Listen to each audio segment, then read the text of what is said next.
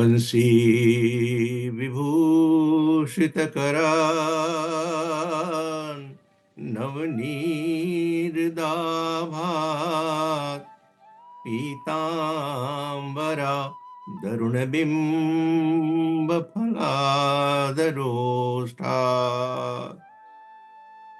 Purnendu Sundara Mukhat Arvindanetrat Krishnat Param Kimapi tat Tvamaham na jane Sthavaram Jangamam Vyaptam Yena Kritsnam Characharam Padam Darshitam Yena Tasmai Sri Gurave Namaha. Divine souls, Jai Shri Krishna, Jai Gurudev.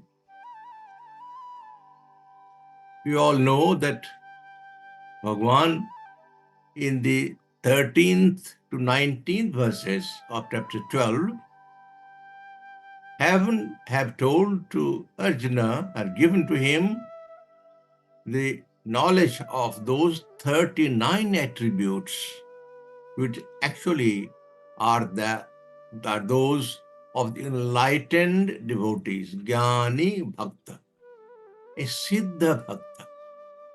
These divine qualities, the conglomerate of that,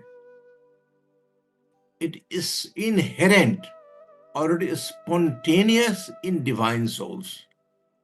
When one reaches that state of what is called Jivana Mukta, enlightened, Sthita Pragya, Gunatita, or Prabuddha, as you find in Gita, these state, once that they have reached that, these attributes are already imbibed in them.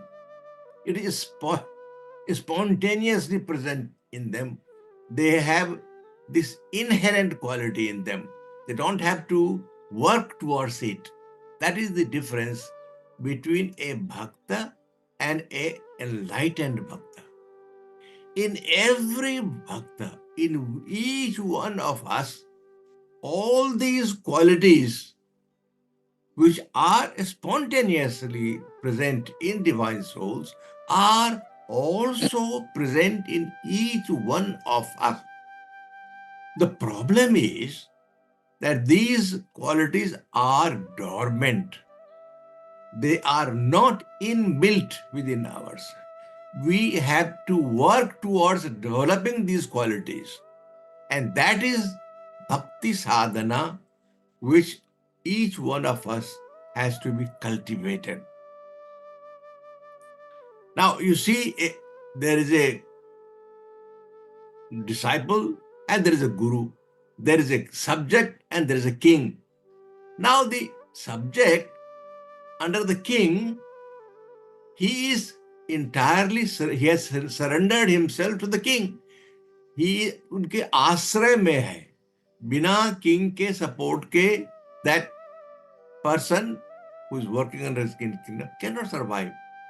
But the surrender which the subject has for the king or disciple has for the guru is not permanent. It is more physical. It is not that his mind is also fixed on him. His mind is with his family, with his wife and children. So, while he has got the ashraya of his king or his guru or Bhagwan for that matter, but his mind is not always with him, not always with the king or with the guru or with Bhagwan. That is the difference between that subject and the other, or that devotee and the other devotee who not only has surrendered himself to Bhagwan, but also his mind is constantly merged into him. Once you have your mind and intellect merged into Paramatma, in him, you have realized that status, these attributes will be already imbibed within you. When you call out bhakti sadhana, there are many, many ways of doing it. And Bhagavan has talked about it. If somebody talks about how do you spiritually on the spiritual ladder, where do you stand? How much spirituality you have gained over a period of time. We have been associated with Gurudev. We have been reading Bhagavad Gita. Now, having gone through the lessons which you have learned so far, your Swadhyaya, Satsang, Suvichar, Samanvay, all these things you have gone through. But having gone through all those things, where have we reached? How much we have evolved ourselves? How much our mind and intellect are merged with Bhagavan? What fraction of our association with world has gone? How much we have detached ourselves from sansar and attached ourselves with Bhagavan? That is the checklist Bhagavan has provided here in these 39 attributes which are there. These are the things which Bhagavan has put before us for us to check ourselves how much those qualities are in us. Have we possessed them? Have we imbibed those attributes within ourselves? Bhagavan doesn't talk about how many mala rosary you have gone through, how many times you go to the temple, how how many how many times you do your fasting, or whatever you practice. That is not mentioned here. What mentioned is result. Bhagwan has already talked about practices, what to be done, what not to be done. In verses 8 to 11, we have known about the four paths he has shown us. But here, in these attributes, Bhagavan is talking about the ultimate result. How you behave in sansar with these attributes, how do you go about performing, not to reach that level, but having reached that level, how you perceive. And every one of us should look at this checklist which Bhagavan has given in attributes and go through introspection. See how much we have achieved, what is lacking, why we have not, if we have not been able to do so, what is the problem, what is the issue, and those things have to be ascertained, have to be realized, and effort must be done. Sadhana, through bhakti sadhana, should be able to imbibe all the attributes among us. Now, you all know that these are the 39 attributes. We have gone through these 12 attributes that is there in mantra 13 and 14. But let me give you a summary of that, because it is good to keep on reminding ourselves what are those attributes, how can I adopt that. We talked about advesta, hatred for none. Even somebody is hostile to you, you should not hate him. And that should be done manasa, karmana, vacha. Through your mouth, what we speak, you should not be speaking words of hatred. Through activities, through action, you should not do that. And of course, mind also, you should not have hatred for anybody, even a trace of that in your mind, because each and every action, even everything in the mind, everything or action, whether mansa, karmana, are all registered. And you know law of karma, nobody is spared. If you perform action, there will be reaction to that. And if you are doing bad, that also be registered. and so will be the result of your good action. Maitra, of course, you should be affectionate, you should have friendly attitude towards everybody. Karuna, compassionate. We have to put others' need before your own need. Everybody else's need should be registered and should be tried to do something to relieve the need of others. If somebody is suffering, you must have empathy within yourself towards those who are suffering and make effort to see how they are all taken care of, sufferings are removed. Nirmamo, no mindness. That is the level of detachment. Nothing is mine. Everything is that belongs to Bhagavan. It is He who has given us. It is Tadiyam Vastu Govinda. Tudameva. It is your things. And if I'm making use of that, it is your thing which is being used. Nirahankara, no ego, no point talking more about it. This is non-identification with objects. Even our body, mind, intellect is not mine. We should not have the overwhelming control over you. They consider that all to be that of Bhagavan. The body is part of sansar, and that sansar is for the Lord, Now, sama dukkha, even-mindedness in pain and in pleasure, in both, you even-minded. There should not be any disturbance or ripple going on with you. Kshama, forgiveness. As I mentioned, if somebody has hurt you or tried to hurt you, you should not feel hurt. You should be forgiving, because if you forgive somebody who has scolded you, hurt you, or done something wrong, you think that his action is because of your past karma. Because of your past karma, somebody gives you suddenly you get something you have never expected. That is also because of your past karma.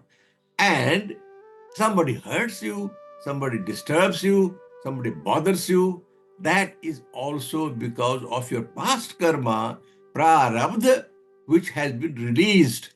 Now, at least that prarabdha will be released. So you feel happy about it, and you should be forgiving each and every time, considering that the person who is giving that thing is actually releasing your vasana.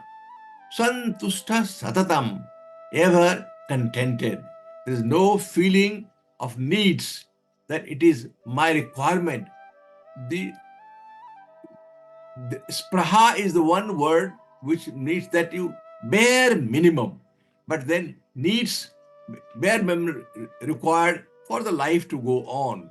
But then you should not be hankering after things. You should not be desiring to have more and more, so that should remain satisfied whatever God has given to you. Yogi, ever connected with Lord. That means Yunjana, you should be connected with Lord all the time, remain in communication with Him, communion with Him. Yatatma, your body, mind, intellect should be under your control. Indriyas, senses, man, buddhi, all must be under control. Dridha nishchaya, your conviction, you should have firm conviction that you are working towards a goal, and goal is towards enlightenment, towards release of sansar, to be one Brahma. You should be one with Brahma. That should be the attitude. That should be the goal to achieve, and you should always work towards that.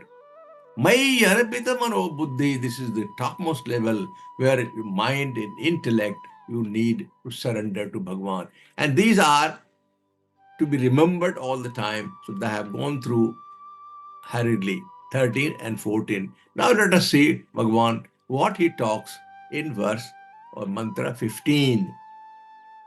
This is again, each and every verse is gold, is superb, should be always remembered. And I cherish this mantra very much, because this is very practical, and this is to be there should not be any hitch to understanding this verse and applying that in your life every day, every moment is achievable, and this is really will give you tremendous pleasure in towards moving towards higher ladder in spirituality. Look at what Bhagavan says here.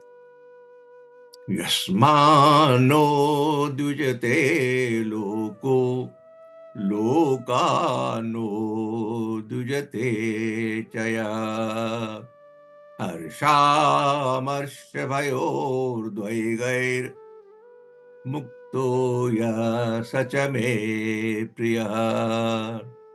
Yasmat, by whom, loka, this world, na udvijet, is not agitated. Lokat, by the world, na udvijate, he is not agitated. Cha and yah, who, mukta, is free from what? Hars amars, joy, envy, bhaya udvaig, fear and anxiety. Sa, cha, he also, me priyaha, is dear to me. So Bhagavan here says, by whom the world is not agitated, and who in turn cannot be agitated by the world, who is free from joy, envy, fear and anxiety. Such a devotee of mine is dear to me. Let us break into parts. So there are 6 attributes Bhagavan talks in this mantra. The first one is, these two are connected, that is, by whom the world is not agitated. If I am here associated with sansara, how is it that I am the cause of agitation? So I should not be the cause of agitation. By whom the world is not agitated, and who is not agitated by the world. So there is a relationship between you and the world. Then there is these 4 are connected: free from joy, free from envy, free from fear, free from anxiety. All these are mental modifications. It is associated with your mana and buddhi. How you react to situations in the environment, how you get reacted to something happening in the sansara. Let us go a bit deep into it. Now, when we say by whom the world is not agitated, meaning that devotee must not be the cause for agitation in the world. Now, is it possible that you can be the cause of the world? There are examples galore, and examples of high so-called sages and saints. You would have heard of so many saints and sages. Once it is announced that particular sage is coming to visit you, my goodness, the whole environment is so much agitated, so much perturbed. You talk of Durvasa Rishi. एक बार दुर्वासा ऋषि ने भगवान श्री कृष्ण से कहा कि मैं आपके यहाँ आ रहा हूं. तो रुक्मिणी और भगवान श्री कृष्ण उनके आभाव के लिए क्या करना है नहीं करना है, क्योंकि दुर्वासा जी वॉज फेमस श्राप देने के लिए वो प्रसिद्ध थे. लेकिन एक बार उन्होंने कहा कि मैं भगवान श्री कृष्ण के यहाँ कहा मैं आऊंगा आपके यहाँ. तो रुक्मिणी जी और भगवान श्री कृष्ण लग गए तैयारी करने की, ऐसा ना हो कोई काम ऐसा न करें जो दुर्वासा जी किसी तरह से रूठ जाए. अगर वो रूठ गए तो श्राप दे देंगे, फिर तो गए काम से. इवन टू भगवान राम and भगवान कृष्ण, and because भगवान Krishna at that time when took his body, he behaved in the way as others. Of course, Mahapurush, he was definitely no doubt about that. but he behaved most of the time. He was playful and he was stealing and all those things were performing as any child will do in a younger age. Or so they prepared everything for to receive Durvasa ji. When he came, suddenly he ordered Lord Krishna and Rukmini ji to draw his chariot. So he will sit in the chariot and Lord Krishna and Rukmini will pull the chariot. उन्होंने कहा भगवान श्री कृष्ण से और रुक्मिणी जी से कि मेरे रथ को चलाओ, मुझे ले चलो. Well, they were able to move the chariot, but after some time Rukmini ji got thirsty. और उन्होंने कहा कृष्ण से मुझे प्यास लगी है. Lord Krishna put his toe in the ground and water came from there and Rukmini ji drank that jal. But then before taking that jal, she did not offer to Durvasa ji. Now, Durvasa ji expected that before taking his jal, he will offer to me. Since Rukmini ji did not offer jal to Durvasa ji before drinking, Durvasa ji became angry and he said, you will have separation, you will have to separate from Lord Krishna. And for 12 years, they remained separate. 12 years he went through penance and then ultimately things happened. I don't want to take you through all the story. What I'm trying to say, that he was the cause of irritation, cause of agitation to people. And we also know of saints and Mahatmas who will, if the past, Naradji for example, when he used to pass through jungle, all the animals and they would assemble, they will be curious to watch him. And if they were hurt by somebody, those pain and relief were relieved and they were happy. So the sages and saints, because of their different attitudes, they were cause of disturbance to the society or to the world in one way or the other. Now that Ramana Maharshi, for example, Ramana Maharshi, he had a system where every week there was a note which some devotee will prepare. He will go through that note and that will be passed as a leaflet for circulation. In one of the notes, the secretary, the one who prepared the note, a complaint against Ramanji was put by a disciple. So he put that note which was against Ramanji in that paper and he passed. Ramanji will edit the paper which was what was written by the person who was preparing that note.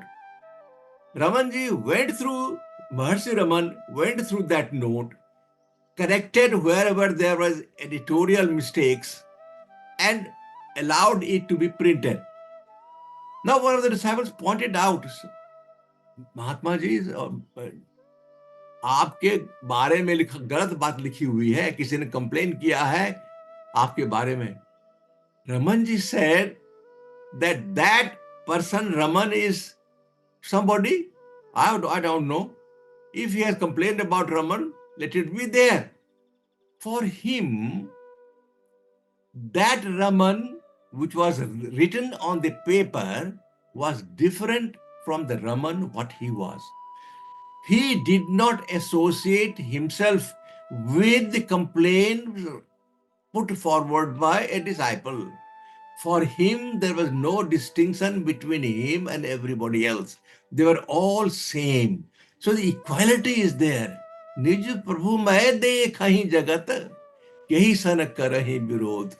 If you see that everybody is nothing but Bhagwan, then how are you going to make a distinction between one and the other? Excuse me. Now, there are two ways of looking at it. One is through the thinking of knowledge or Jnana Yoga. ज्ञान योग की दृष्टि से आप देखोगे, then for you there is no two. Everybody is same. No dvaita bhav. It is advaita bhav. So if everyone is the same, how are you going to make a distinction between one and the other? How come person in the world will disturb you, or you will be the cause of disturbance to other?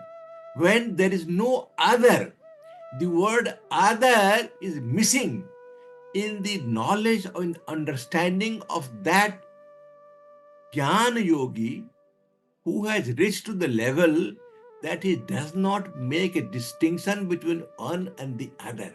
The word other, Dvaita Bhav, does not exist. That word I mentioned here.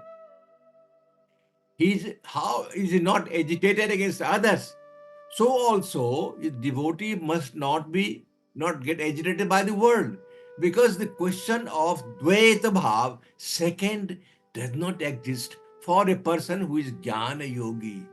Mata parataram nanyat kinchidasti dhananjaya. There is no paratara, there is no different, no other. In Upanishad it says, Dvitiyam dvevyam bhavati, that the second is for two, and two does not exist in so far Upanishad is concerned. So far Advaita Vedanta is concerned, there is no two. Ekoham dvitiyo nasti na bhuto na bhavishyati. Bhagavan said, I am the one and one alone. There is no two. So is sansar is pervaded by nothing but me. So behold me everywhere. That kind of philosophy exists in the mind of those jnani who has reached that level, who does not see, does not make a differentiation one and two.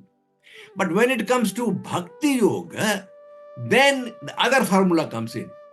There is a Dvait. There is one Bhakta and there is Bhagwan. So there are two, Bhakta and Bhagwan.